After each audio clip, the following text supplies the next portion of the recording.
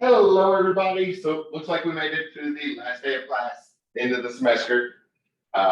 Finish things up here, and then it's summer break almost.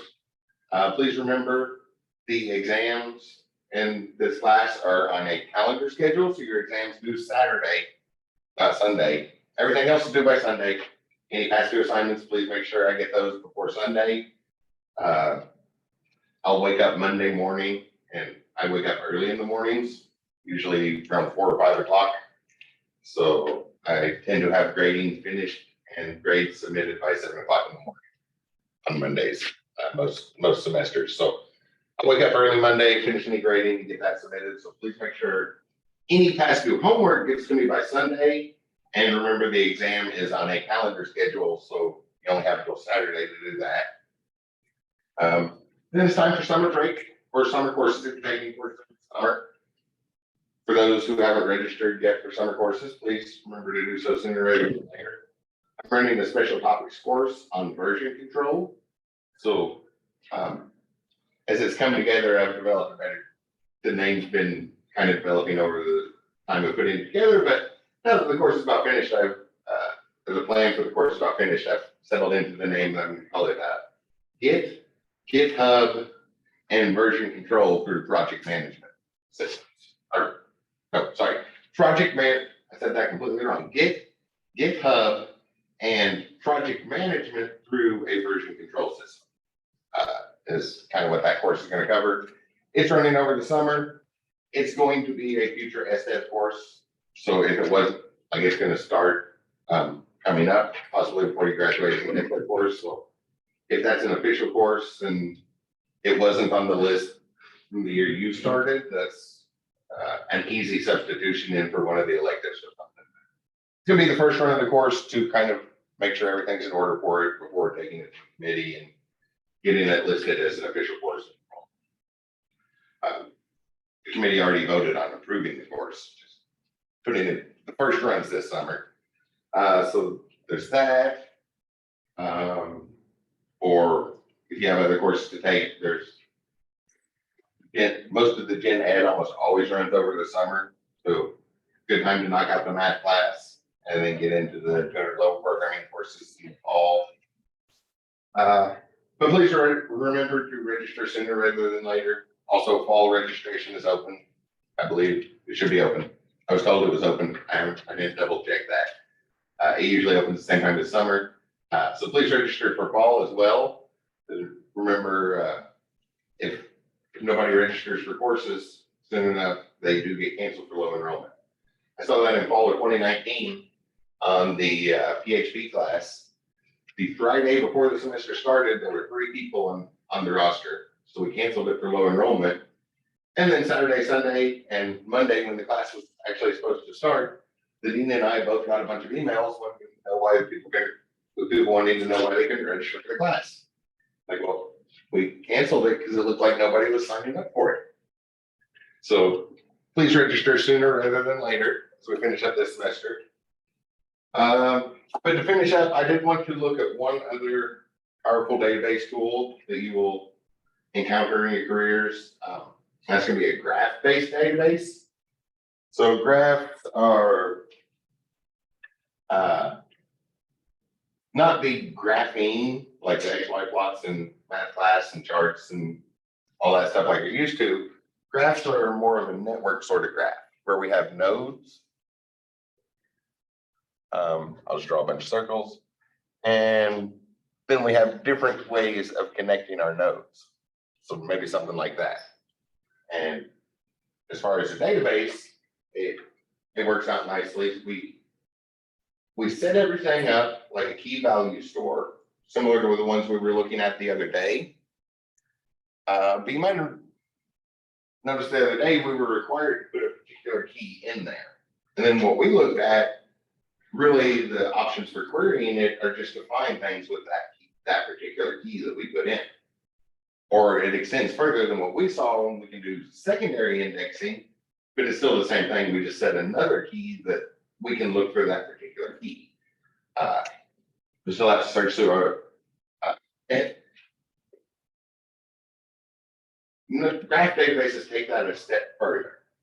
So each of our nodes is the key value pairs, like what we saw with the key value store the other day, using AWS Dynamo as an example for that.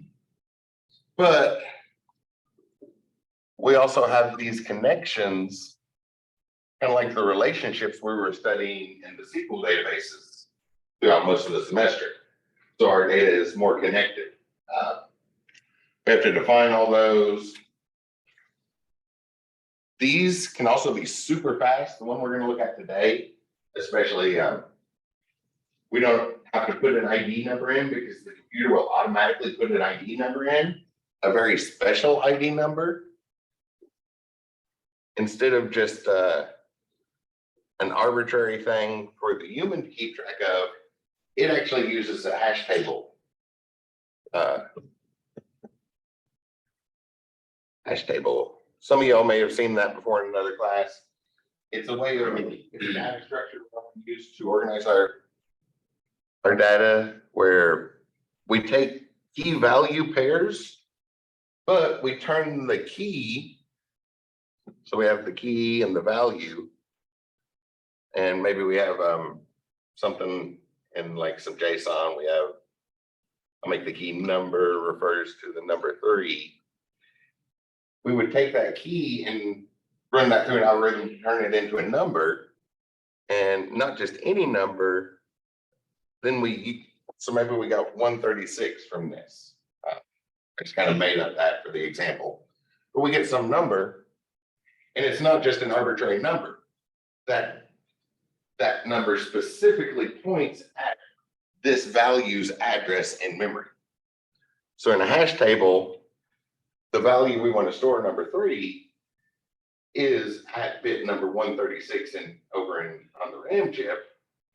And we got that 136 by sort of encrypting our key, basically, is one way to think about it. And we do that with all our values. And one of the reasons this is really, really nice, I'm going to draw sort of a picture of an old style circuit. I'll put a bunch of pins there. Old integrated circuit style things.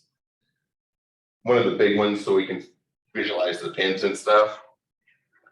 So we'd have some pins on this side, and that would represent the address.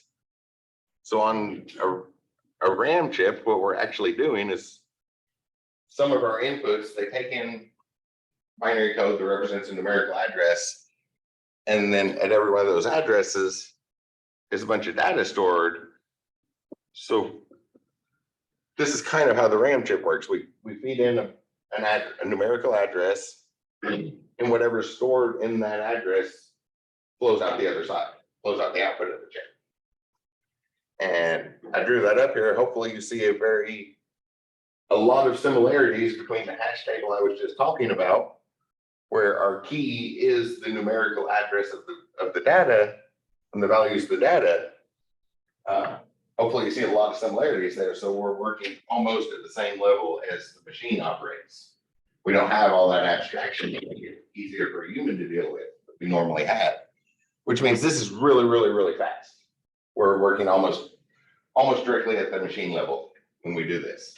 So the database we're going to look at, it automatically handles our ID integers and puts them in a hash table, which means no matter how big our graph gets, we are one step away from any node in that graph. And then we can follow these relationships from that node we started at, which makes for a super fast database. Oh, something in the chat room I didn't see.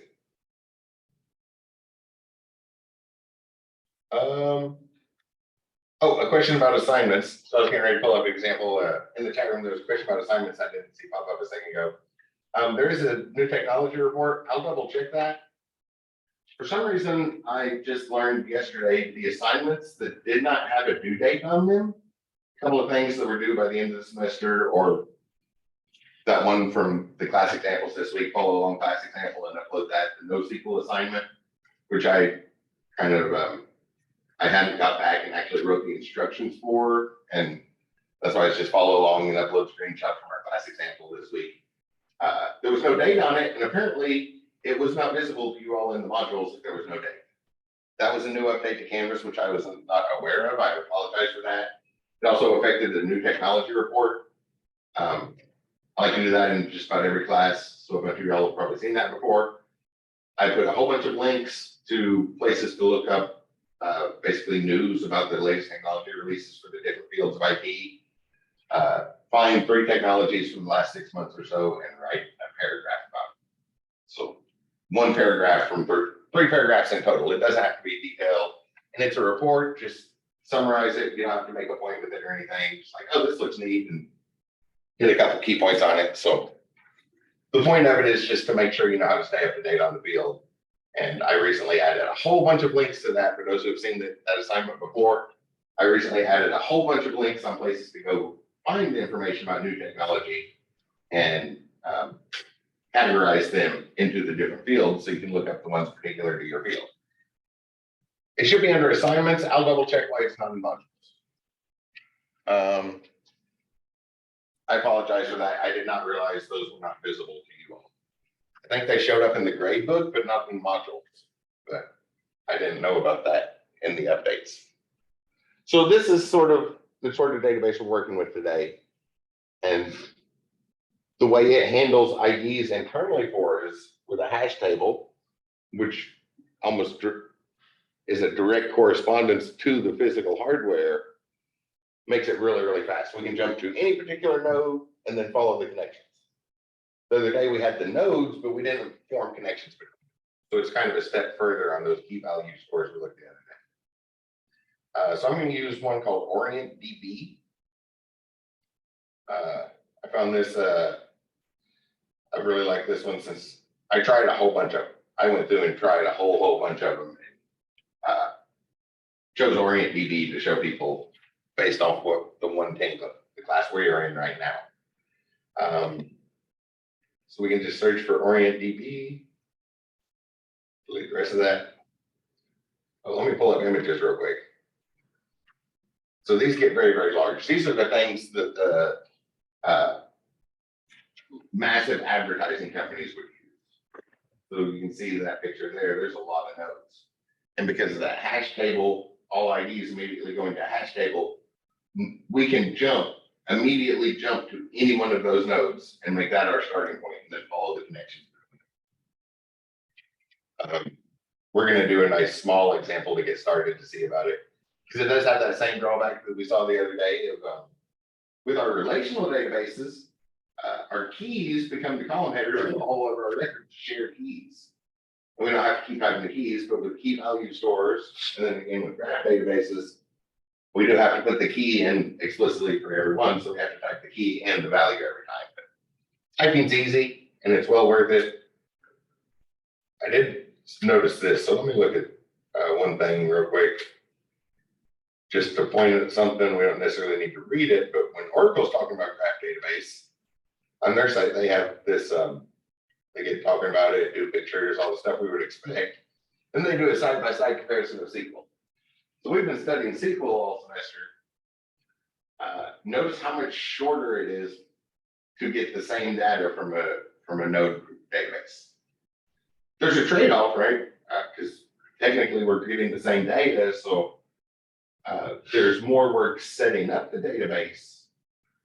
But retrieving the data, you can see a side-by-side comparison right there between a graph databases and a relational database. But again, there's more work setting up the graph database. So OrientDB, if you just search for that, you should see this, the site right near the top. We go to home and go to download. It's probably under getting started. Oh, I click getting started and there's the link for that. Oh, there's the big orange button that says download. I didn't notice that at first. So if we go to this is a big, powerful one. We're just going to look at a small example. There is a major company that uses this to deliver 400,000 targeted ads per second. Every second, 24 hours a day, 7 days a week, round the clock. That is a lot of data to go through. every second, and then they have to deliver that, choose which ad to deliver the ad, and come back and get ready for the next second. So a big powerful one. So as we go to download, we'll scroll down, we'll see a bunch of buttons. And actually, there's only 2 folders. We want the one without Gremlin, so just something from the top row, and they are actually all the same folder. When they made it, they went ahead and put the Linux and the Mac and the Windows version in the same folder. So at first there was just one folder to download, and it confused everybody because they're used to see downloading the one specific for their system. So I guess go ahead and click the one for your system. This one does use Java, so you will need Java installed if you don't have Java on your system.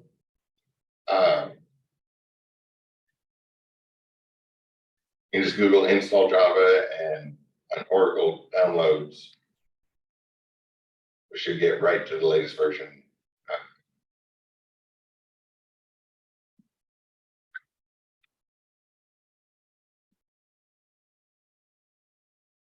This person. Okay, if you click that first link, install Java, it'll take you right to the one for your operating system.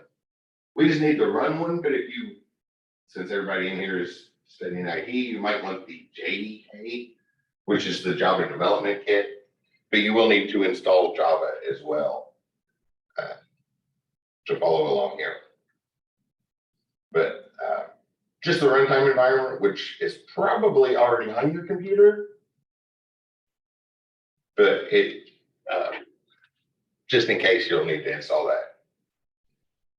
Then otherwise, it's not really an installer. We just unzip the folder and we'll work with the files directly in here.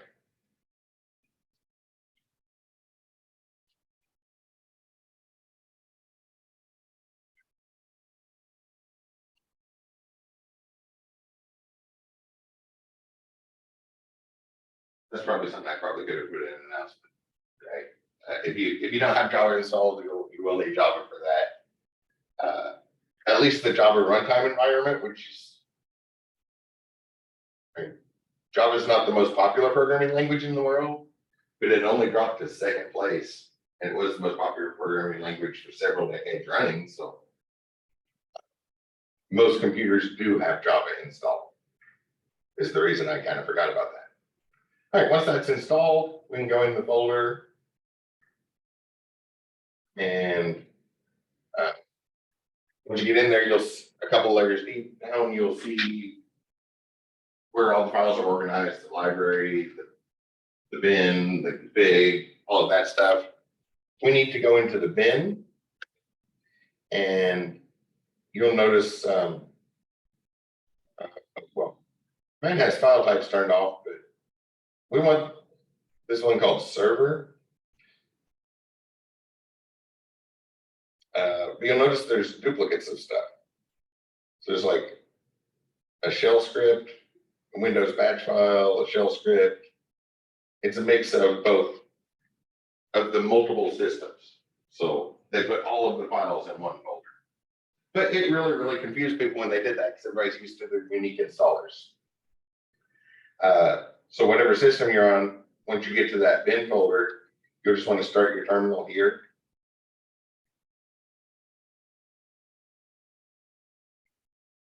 Or if you're on Windows, you can just type it in the address bar. If you're on a Mac or Linux, start your terminal and then navigate into that folder. I'm going kind of slow so everybody can kind of get started up. Once we get in that folder and on the bin, I'll list things out. Here we can see all the file extensions. So you'll notice there's a console.bat for a Windows machine and console.sh if you're on a Linux or a Mac. Something NIX in the system. Same thing with dserver, OETL. What we want is server.bat or server.sh. So if you're on a Mac or Linux, you want run server.sh. And if you're on Windows, you want to run server.bat. So to run it, when you're in that folder, just type // to refer to the current directory, and then server.bat. And if you're on a Linux or Mac, it should have the correct permissions already, but if not, change it. I always go with 755 permissions. And on the very first run, we have to set up a root user password.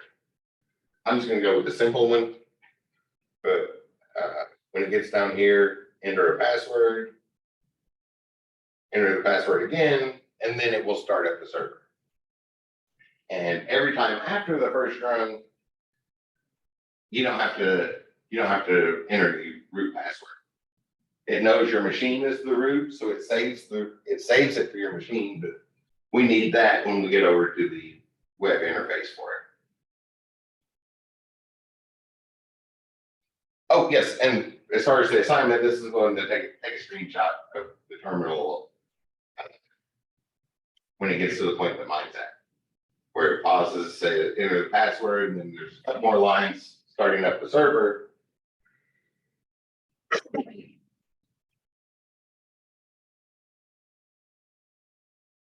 Oh, you need a second to catch up, Jenna? Okay, yes, this is being recorded, and I'm trying to go slow, so if you want to watch here, and then you should be able to watch, if you watch it in class, follow along in class, or if you fall behind, follow along in class, and then watch the video at double speed or something to get the pictures. Do you want me to wait for a second so everybody can catch up?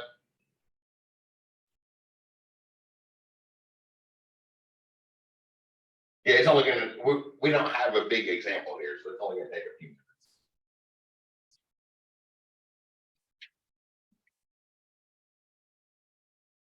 Okay, yeah, so, yeah, sometimes seeing it twice will help. Okay, watch what I'm doing. If you're having trouble with that, just, yeah, kind of watch what's going on and then follow along the video at double speed after class. So once that's running, you'll see right over here the address 192.168.40.1. That is my own machine, so it's the local host. They just wrote it in a strange way. They just used my own IP address. The part we mostly need is the port 2480. So once it's running, we can open a browser and navigate to localhost, and then a colon for the port number. We want port 2480, and it should redirect over to OrientDB.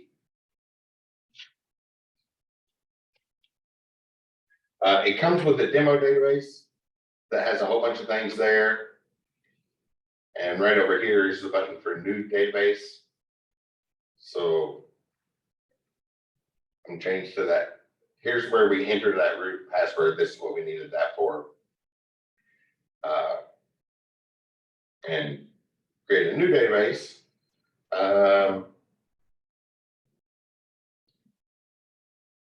I don't know, I'm going to do the people example, so I'm just going to call it Cole because I can't think of a name big enough. You can create a unique admin user. I'm going to leave that unchecked for now.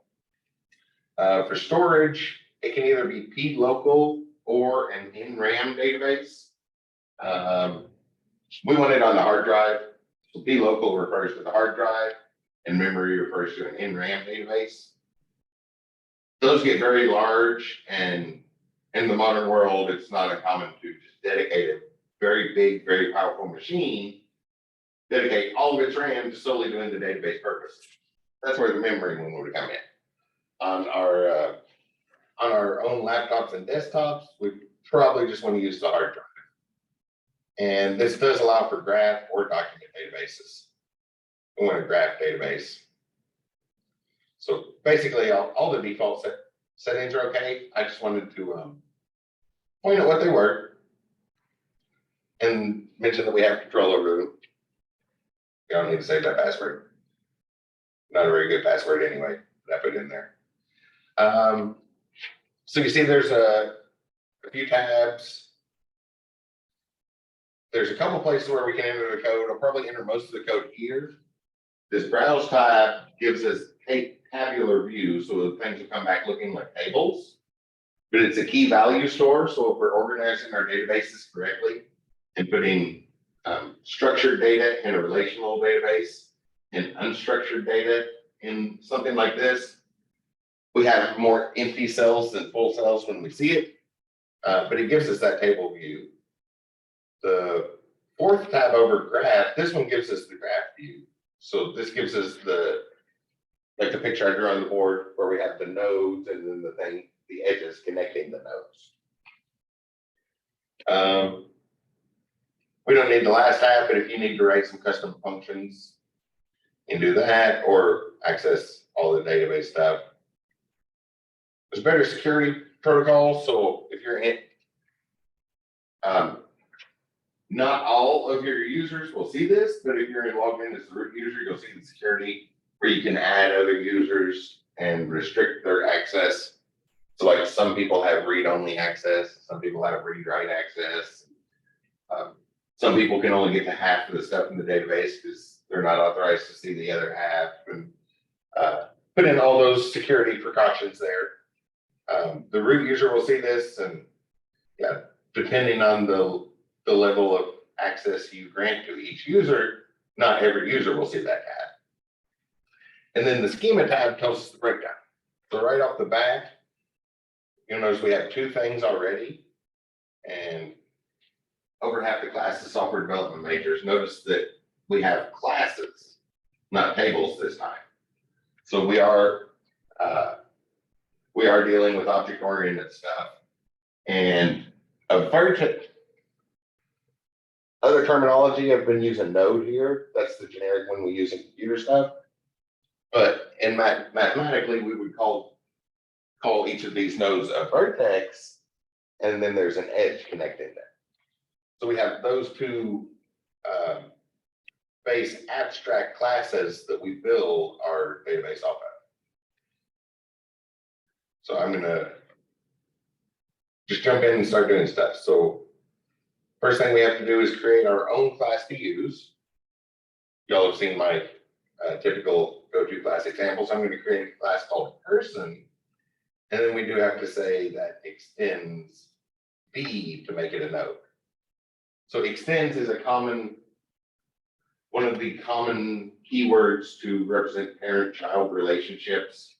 So we're going to make a child of vertex. We're going to make our own version of vertex and call it person so we can deal with that. So then there's a run button over on the right. So it's behind this button. That was a class.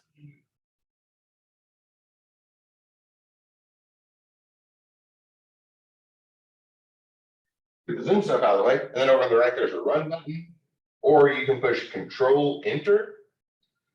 Because again, Control Enter is the standard in most of our database systems to run the query we have. So we created that. If we look at the schema, you see we now have another object or another class that we can create objects out of over in our types of vertexes. Well, let's just insert some data. So we can insert into one of those person instances, which would be an object at this point. Once we take that design and turn it into something specific, that's where it becomes an object. Or more particular for our purposes today, that's where it becomes a node in our database. This is going to look similar. Unlike the tables we were doing, we didn't set up any fields to use. We insert into person, and then we need the keys we want to put in here. So maybe a first name key, an age, and a town. The values, I'm just making up names. So maybe Sally, who's 32. Single. If you can do a bunch of lines, it's an interpreted language, so we do need the semicolon if you want to type a bunch of lines. So when I hit Control Enter, you can see it starts forming the table down there. So we look at these again. So we created a new class to create our nodes from, just gave it the name person. So create is a common word we were used all semester. And then this one looks an awful lot like those insert queries we were doing in SQL, right?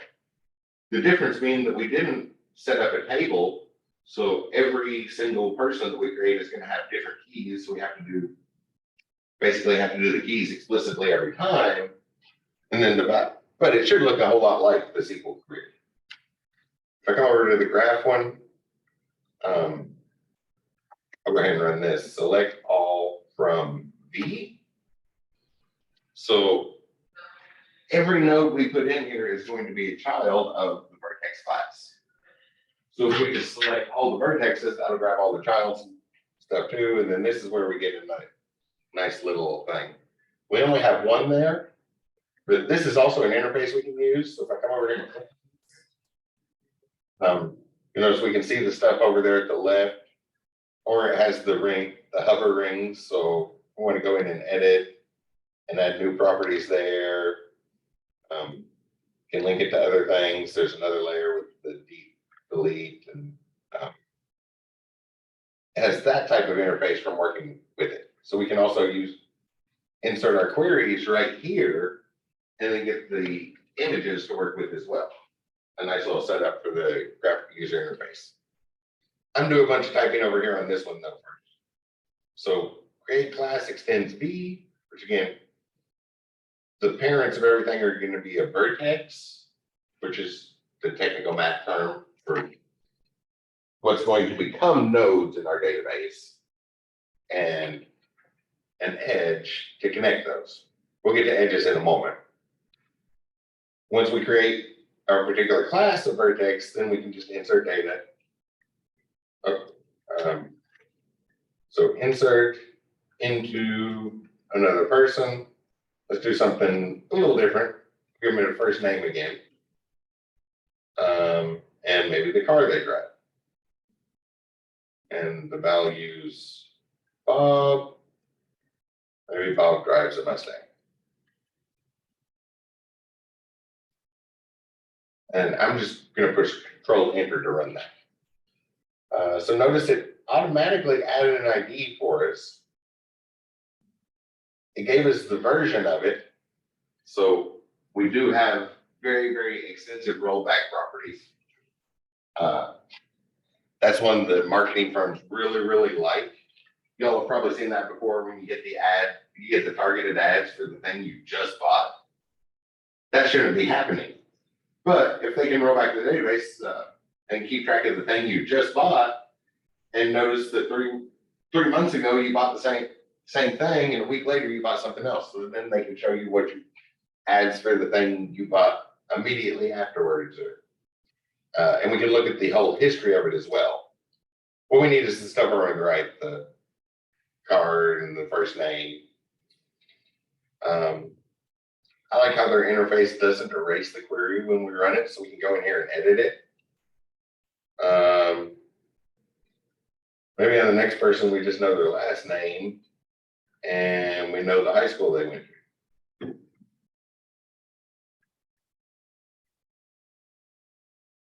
So we have like a Smith who went to, I'm just going to make something up, local high school.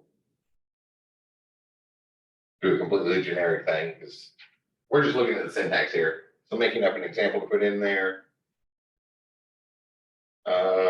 What I had? Oh, I had one more in here. So maybe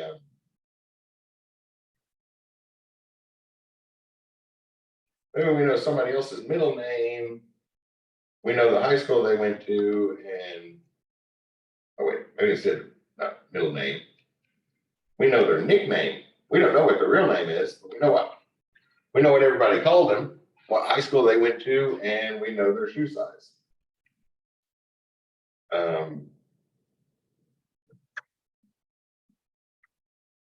Or something like Kev, maybe he went to the same high school as Derek, and I don't know, where's an 11.5 shoe? So it's for those arbitrary collections of data where we, like the things we would grab off social media instead of grabbing from, or instead of having everybody fill out the same form. Or dating apps would be a good one, right? Everybody puts a different set of data about themselves into a dating app. So as far as the marketing firms that buy that data, there's a very, very assorted collection they're going to have. And on a dating app, especially, they probably need some sort of indication about what's true and what doesn't seem to be true, what's true and what's questionable. Because both of them will still be useful for targeted advertising. I'll run that here. So we do select all from V. So all of our objects that are a subclass of vertex, you'll see the table looks like a mess there. Okay. This is where relational databases really fall apart. And things like the key value stores and graph databases pick up. Because all those empty cells would cause major, major problems if we tried to use a traditional relational database here. Still one more big step, because if I run that over here now, we have our data points. We can see everybody's data, go in and edit it, do all of that stuff, but there's no connection between it. This is basically what we had the other day with the key value. We have all of our stuff in here. We can find it. We already see something that's one step further because we have that specific, we don't deal with the numerical IDs. The computer does that because those are hash tables, which is one of the first spots we get the super, super fast stuff on this one from. But we need to connect those things. In my example, I did have another class. So let's review that. So we need to create another type of node. Let's create a class called pet, just to add stuff in there that extends vertex again, and make a couple pets real quick. So so create a class, give the unique name, whether you're representing a person, a pet, whatever you want to represent. That general idea, the entity is still the same sort of idea as we were using in relational databases. So let's insert into the pet class, maybe a name and a type and color. Pets have most of those. So values, let's say there's Fluffy, who's a cat, maybe a tabby cat.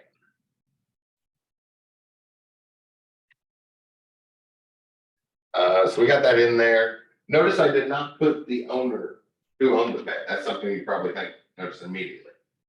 I already put some stuff in there. That's why I wanted to include the pet class. And I was going to do ownership with the edge relating those two nodes. So we have the data about the pet and the cat Fluffy in one node, and we have a data about maybe somebody with the last name Smith in another node, and then we create an edge connecting those, and we call that edge owner or feeds or something like that. I think I put owner in the thing, but owned by, or we can just list out who feeds it. Whoops. And I really like how this one doesn't replace that. Maybe we also have a Fido. That's a dog. Spotted color. All right, so now we have some data to work with.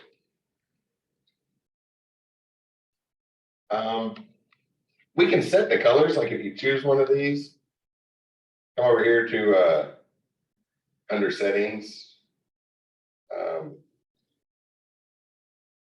Zooms in the way. There's like a color option right here. Make it a dark green or something, and choose the colors and all that. But I never figured out how to make those stay.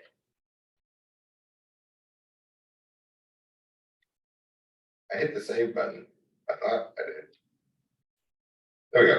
So like it's saved and it'll work until I close the database, but if I come back tomorrow and work on it, it'll choose some different random colors. I haven't figured out how to make those stay, but there's a save button, so I figured there has to be a way. But you can choose the colors and make it look nice. But so we have some people and some pets, but it's like we had on DynamoDB. We just have those things in our database. We still kind of need the whole database in order to find any particular value out of it. So we need some connections between them. And that's where our edges come in. So we're in schema. Hopefully you realize quickly that we'll end up with lots of different nodes, which are kind of like the tables. Exactly like the entities. I should use that word. The entities that we were studying, and we were forming tables out of an entity, where an entity is like one row in the table, one representative of it, and we just organized all the repetitive parts of our entities. This is for when all of our entities are going to be unique. We make each entity a vertex and then define relationships between them with edges. So the next step will be very similar. So we need to create an edge. Let's do one between the pets.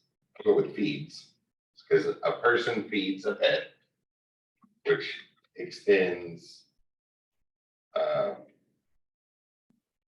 E, which this is not case sensitive. It's like SQL. It's just convention to use the keywords in all uppercase and then your own stuff. As lowercase letters, it makes it easy to spot at a glance.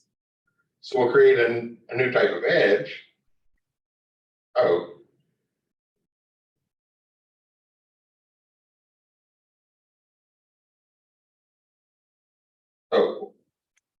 Sorry. We need to create a new class first. And then once we have that child of E, then we can turn that class into an edge. Sorry, I jumped ahead of myself. So create class feeds extends E. So that one ran. And maybe one more. So I'll go with dated. Create another class called dated. Yeah, dated. Make it past tense. And when I form connections between people with the dated one, past tense makes a lot more sense than present tense, right? We don't need multiple present tense versions of that. So that gives us a couple edges we can use. Or a couple objects ready to be edges, the class, the design for them. Now we need to instantiate those into objects. For those who recognize those terms from some of your programming class. So let's say we create an edge. I tried to jump up here first, and we'll use the dated edge from, and we need to say which ones we're going from and which ones we're going to, and we have to use the IDs. So I'm going to retype that line. Before I do that, I'm going to select everything from B. So again, select all of our vertexes so that we can see these numbers. So if we create an edge using that dated connection between two people, it can go from maybe Bob dated whoever this is with the last name Smith at some point. So from Bob's ID, and oops, we do have to put the hash. 23:0 is version 1 of that Bob data. We don't have to go back to the original one. We can have multiple, we can version stuff. Hopefully you guess what the next word is. So from this node to another one of our nodes, maybe this one down here, hash 24, 0.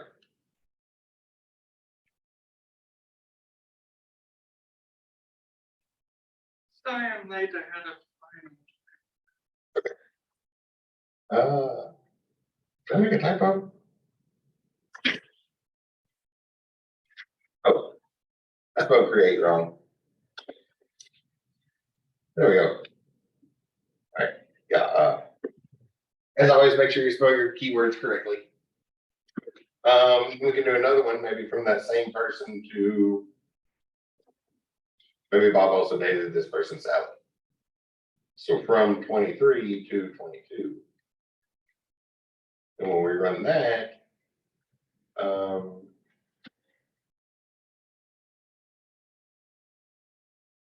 go ahead and put the other one in here as well. So we have the food, the pet one. So let's create an edge. That way we can see. We'll have more to see here in just a moment. Create an edge using beads. Is that what I called it? Quick Yeah. question, will you be available to like ask questions over email this Friday and Yes. Sunday or something? Yeah. I still had a few assignments for this class to work on. I was busy trying to study for the final for my other class. Okay, yeah, I'll be available to help with that. I need to study more, just been preoccupied. Seems like no matter where you move to, you can never find a place to stick to now. All right, we can talk about some of that later. So when we create an edge, the speed's one that connects our people to the pets. So like maybe this one, 24.0 to 26.0. From 24.0 to 26.0. And I guess we need another one, so maybe 22 to 27 will probably work.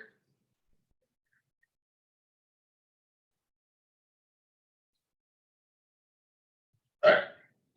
So a bunch of nodes and edges and a bunch of setup work, but y'all, when we look at that example on the Oracle page, you saw how much that cuts out of the SQL.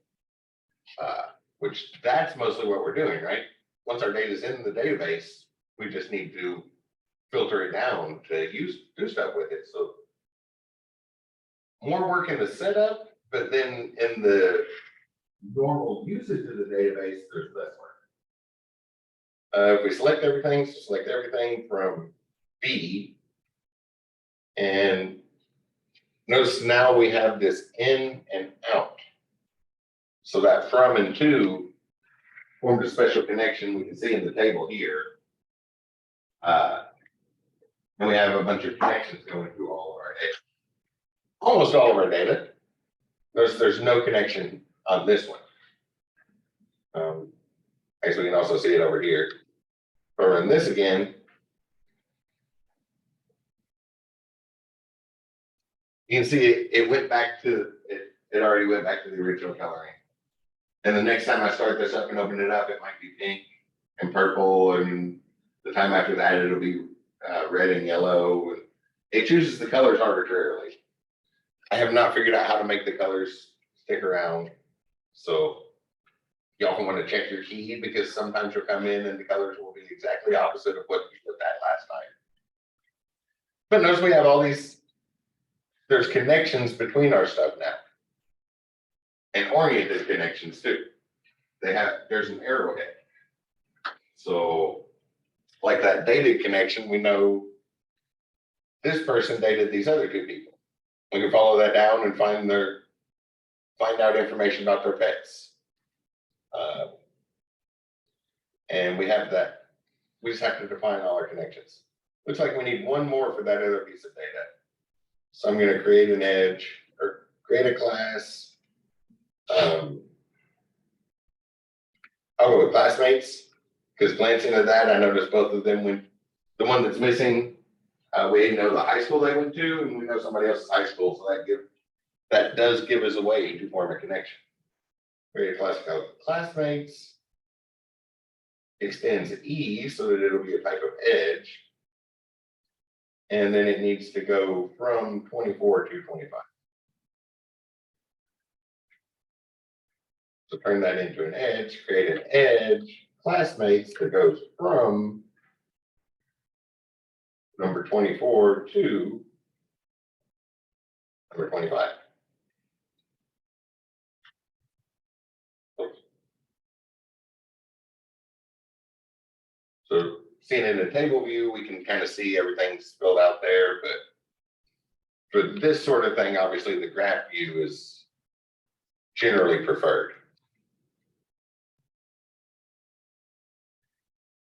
And again, because it's handling the IDs for us, those become keys in a hash table.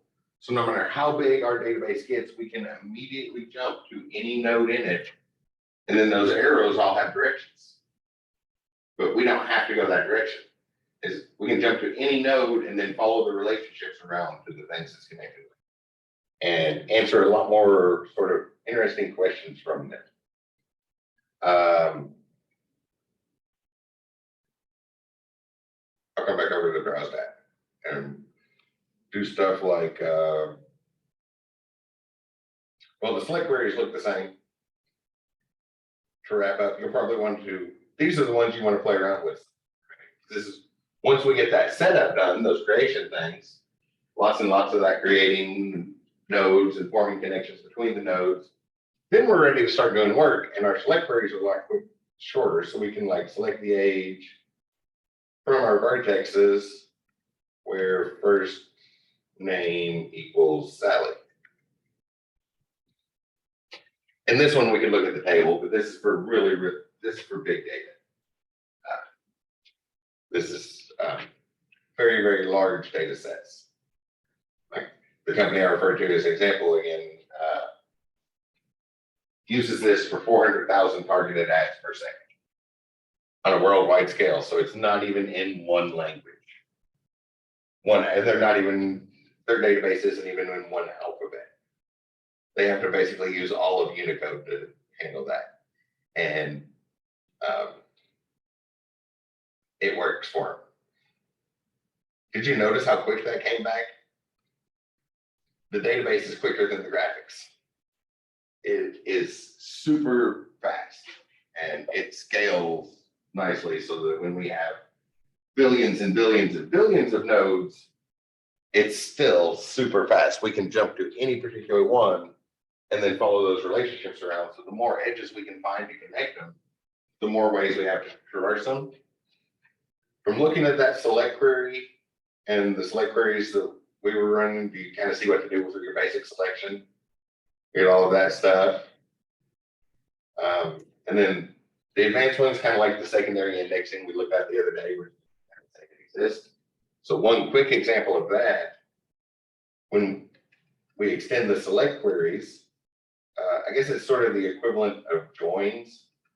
So select first name from, and instead of looking at all our vertexes like the first time, I'm going to put in the word traverse. So traverse some of our edges.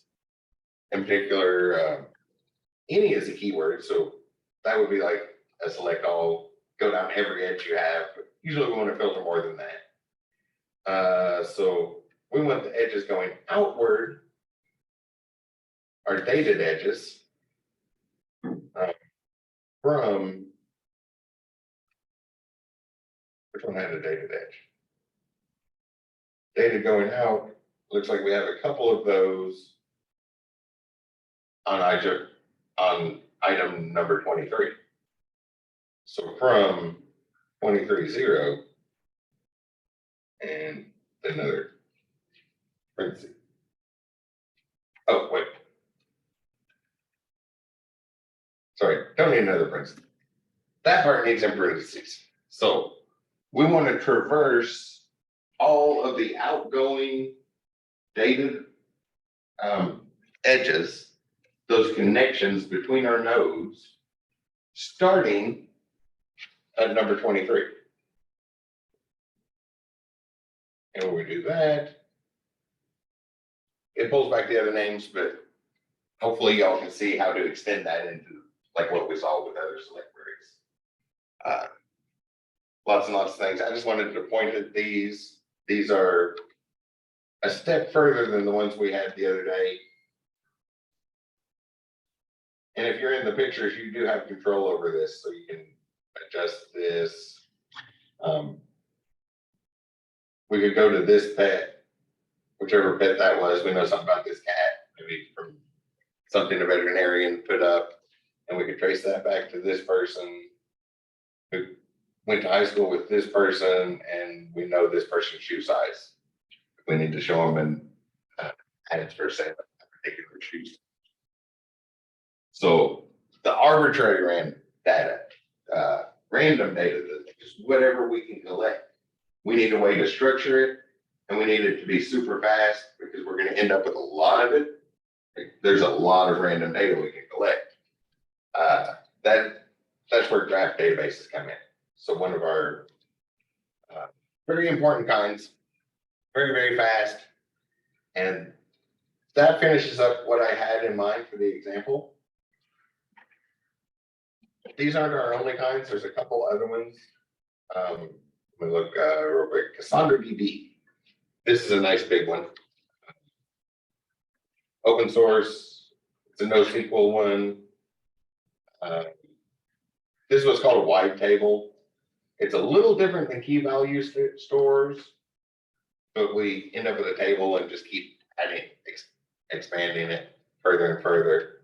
Really big collections. There's not really any graphics that go with those. Those are all text-based things.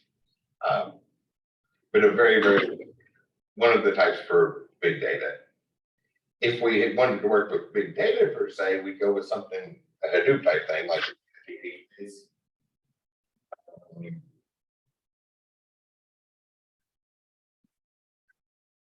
I think it was under project summary. Yes. So this is what we need when our databases gets to this size. Our tables have billions of rows and billions of columns. Not like the classroom examples we saw where we get 3 or 4 columns. We have 3 or 4 million columns in every single table. And then every one of those columns are filled out for several billion records. Massive, massive things. We have to, databases take some adjustment. Right? It's still the basic concepts of a relational database, but just because of that scale, there's different things we can do. Those are usually referred to as Hadoop databases. Big data. Lots of different types. Well, looking at those that I just pulled up are all Apache products, so they are open source as well. Cassandra and HBase. Also CouchDB. This is a document database that's kind of specified for optimized for making an API. It really does store it as JSON on the back end. And then it's very, very quick to spit a bunch of JSON out to the internet. But I guess that's 3. Whoops. I don't want to cloud it.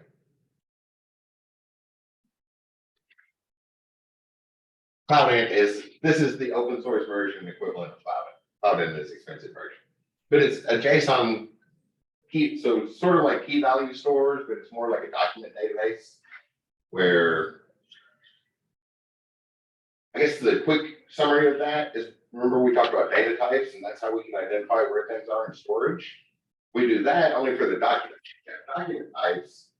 And then we need all of that data at once, but we can jump to any particular document type because we know how big the documents follow blueprint. And then we can jump to any one of the documents in database really quickly. HTTP and JSON, so it's optimized for making APIs. Since over half the class is software developers, thought I'd show that as the third one. But we've barely scratched the surface in this class, the thing I was thinking about. And then for the NoSQL example, this one's recorded today, so if you were following along in class, submit some screenshots of those, or if you watch the video afterwards, which afterwards you can watch it at double speed and follow along, and watch it at double speed and pause and stuff. Submit some screenshots of those for that assignment that I completely forgot to write instructions about until last week. And I apologize for that. I did not know that latest updates on Canvas made it so that there was not a date on there. It was in module 7, but there was no date on there. So apparently you all couldn't see it because it was an undated assignment. So it couldn't actually show. It didn't actually show up in the module. I'm gonna have to be very careful about that moving forward. Check and make sure I know what all the updates are and stuff. But it should be on there now, so just submit some screenshots from Tuesday's example and today's example to do that. And you can see we barely scratched the surface of what's available with databases. Oh, and we were in that as a local server, so when you're done, you want to hit Control-C to cancel out of it. Really, you want to hit Control-C twice to cancel out of it for some reason. I don't know why you have to cancel. It spun up the server, but then it left something else running in the background. And if you get a bunch of things that look like error messages, they're not error messages. It throws back the traceback while it's working. It's just verbose output. So you see a whole traceback, but it's not an error message traceback like we're used to seeing when we usually see the traceback. It just printed the traceback for some reason. So Control-C to cancel twice out of that, exit there. And start that up. Should be, hopefully following along, that's pretty easy. Yeah. Hopefully this class helped to form a good foundation for databases. That last little bit there, Tuesday and today, and that last little bit of looking at others. You can see we're just barely scratching the surface of what's out there. That's a very important thing in our modern life. I looked at a whole lot of NoSQL databases, and based off what was covered in this course, that's why I chose OrientDB from a long list. Conceptually with entities and relationships, and what this course covers about relational databases translates really nicely to the structure they put on OrientDB. Not all of our graph databases are that way, but there are completely other types of databases that, it's hard. We can't talk about all of them in 8 weeks. Hopefully that got you a good foundation. It's an important thing in our modern world, referred to as the oil of the 21st century, and for good reason. All of IT pays really well, right? So everybody came to school studying this and sitting in this class. Data analytics is the subfield of IT that has the highest starting pay and the highest median pay across the board, across the country, across the world. That is a consistent. Data analytics is the highest paying subfield of IT. But the lowest paying subfield of IT still comes with a really good check.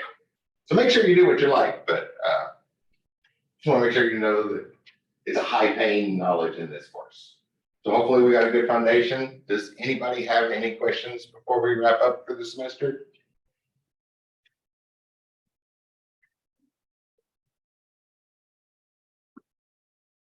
Okay, I assume 5 seconds of silence means no questions. So that was all I had to show you that would fit nicely in 8 weeks. I try to fit in as much as I can. We talked to the end pretty much. If y'all have any questions, let me know. I'm always happy to help. Otherwise, have a wonderful summer. Remember, your exam is due on Saturday. It's a different schedule for exams, and all homework needs to get to me by Sunday. Sunday's the cutoff for all the homework assignments. If you have any questions, let me know. Otherwise, have a great summer. I'll see y'all.